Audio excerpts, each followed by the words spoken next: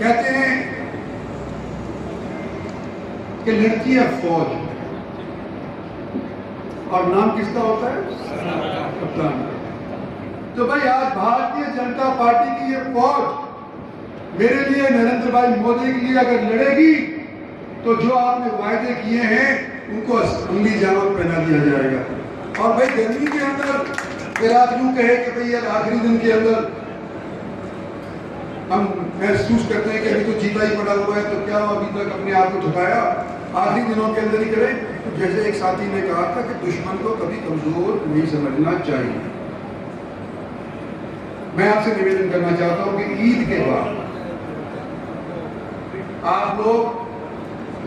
मेरे साथी बनकर के, भारतीय जनता पार्टी के साथी बनकर के, मेरे और जो भारतीय जनता के पदाधिकारी हैं उनके साथ मिलकर के मेरे को अपनाएंगे और आने वाले समय के अंदर मैं अपनी तरफ से ही आपको वचन देता हूं कि जहां मेवात का हित होता है, किसी भी सूरत के अंदर इंद्रजीत सिंह की जुबान के अंदर ताकत हो तो आपके साथ बेईमानी, आपके साथ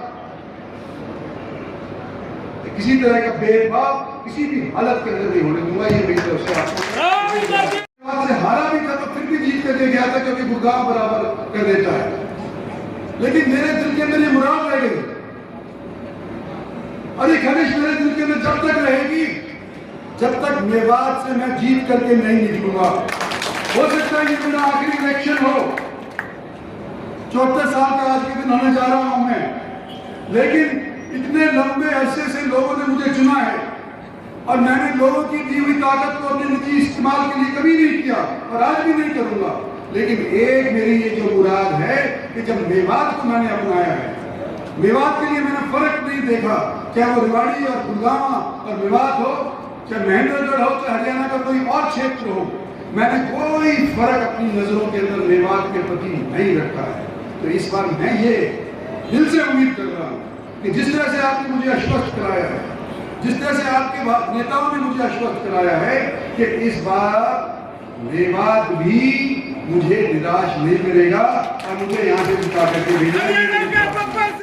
से भगवान से ये प्रार्थना है कि मुझे पहला नंबर हिंदुस्तान में नहीं चाहिए,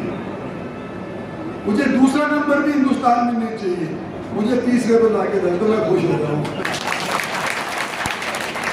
और मेरी पार्टी खुश हो जाएगी और किसी से ये नहीं होगा, बैर नहीं होगा भाई ये पहले कैसे आ गया हो गया। हरियाणा के अंदर आप पहले तौर पे मुझे ला करके रख देते हैं। तो मैं ये कहना चाहता हूँ कि मैं आपके बीच में तीसरी बार भारतीय जनता पार्टी के कैंडिडेट के तौर पे आया हूँ, लेकिन आपका हम सफर साथी,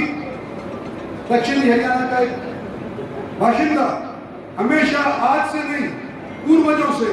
भी मेवात के साथ जुड़े खड़े हुए, मैं भी जुड़ा खड़ा रहा हूँ, मेरा खानदान भी जुड़ा खड़ा हुआ है। और आज चौधरी जाकिर हुसैन जिक्र कर रहे थे कल भी तैयब हुसैन का,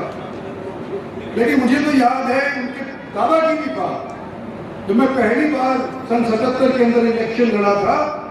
तो उस टाइम के अंदर उनसे मुलाकात, चौधरी यासीन खान से मुलाकात करने का भी मुझे अवसर मिला था। आज मैं ये चाहता हूँ कि जिस तरह से आपने यहाँ के हमारे नेताओं को जो स्टेज के ऊपर बैठे हैं समय समय के ऊपर मौका दिया है, किसी को जिला परिषद का सदस्य बनाया है, किसी का प्रधान बनाया है, किसी को एमएलए बनाया है, तो किसी को और बड़े अहदे के ऊपर मंत्री बनाया है। आपकी वोटों से बन करके ही तो ये बने हैं ना। मैं भी आपकी वोटों से यहाँ से जीत करके जाना चाहता हूँ। मेरा ये छठा इलेक्शन पार्टी के टिकट के ऊपर लड़ने के तौर के ऊपर आपके बीच के अंदर उपस्थित हुआ, लेकिन आपका हम सफर साथी ये पिछले 10 साल से नहीं। मैंने भी भारतीय जनता पार्टी 2013 के अंदर ज्वाइन करी थी, जो उस टाइम के अंदर हमारे प्रधानमंत्री नरेंद्र भाई को डिक्लेयर नहीं किया गया था, लेकिन मैंने ये महसूस किया है आज के दिन कि हमारे को मेवात के माध्यम से न केवल हरियाणा को बल्कि देश को ये दिखाना पड़ेगा कि आज के दिन भाईचारे के माध्यम से ही देश आगे बढ़ सकता है। तो मैं उम्मीद हमेशा करता है, मेवात से मैंने हमेशा उम्मीद करी, कभी कम कही, कभी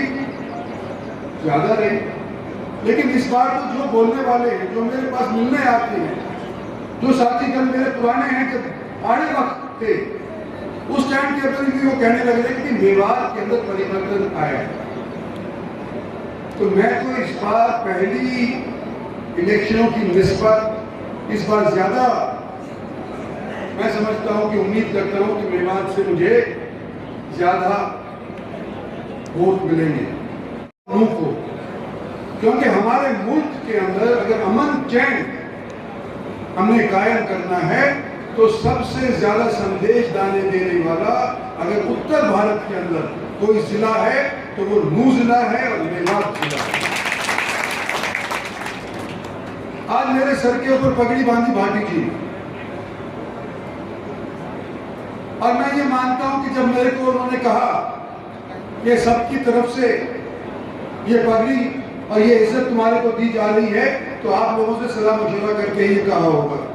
और नहीं कही होगी तो मैं उनकी तरफ से कहना चाहता हूं कि ये जो पगड़ी इज्जत की आप लोगों ने मेरे सर के ऊपर बांधी है, सब बिरादरी सब मजहब की तरफ से आज के दिन के ऊपर मेरे सर के ऊपर है। क्या ये मंजूर है आप सभी को? शुक्रिया साथियों। हरियाणा के अंदर 10 साल भारतीय जनता पार्टी की सरकार रही और प्रयास यही रहा कि हरियाणा के हर जिले को बराबर के हिस्से के ऊपर सरकारी संसाधन को बांट करके दिया जाए। आज मेरे से पहले बोलने वाले नसीम अहमद साहब ने बोला, साकिब हुसैन साहब ने बोला, यहाँ के इंटेलिजेंसिया से हमारे जिला के बार एसोसिएशन के प्रधान ने भी वही बात कही कि भारतीय जनता पार्टी ने अपने 10 साल के अंदर कोई भेदभाव बरतने की बात नहीं सोची और ना ही करी। इसका उदाहरण आप लोगों ने अपने आंखों सामने देखा है। और इलेक्शन के अंदर 2 पहलू होते हैं, एक तो लड़ने वाला होता है और एक लड़ाने वाले होते हैं। तो जो मेरे को ये इलेक्शन लड़ाने वाले हैं वो तो तकरीबन सारे मंच पर बैठ करके मेरे लिए मेरी पार्टी के लिए वोट मांग चुके हैं। मैं रह गया बतौर कैंडिडेट आपसे वोट मांगने के लिए आपके बीच के अंदर उपस्थित हुआ हूं, और इन रोजों के दिन आपके बीच में आऊं तो मैंने ये सोचा था साथियों से जब सलाह मशवरा किया, एक छोटी कार्यकर्ताओं की मीटिंग करी जाए और उसके बाद जब ईद बोलेगी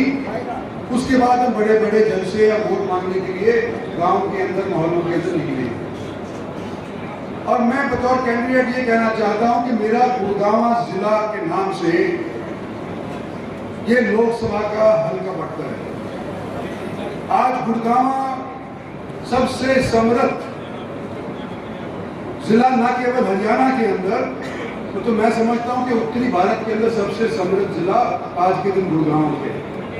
और क्योंकि उसका कॉन्स्टिट्यूएंसी का नाम गुड़गांव है तो मैंने पहली मीटिंग वर्कर्स की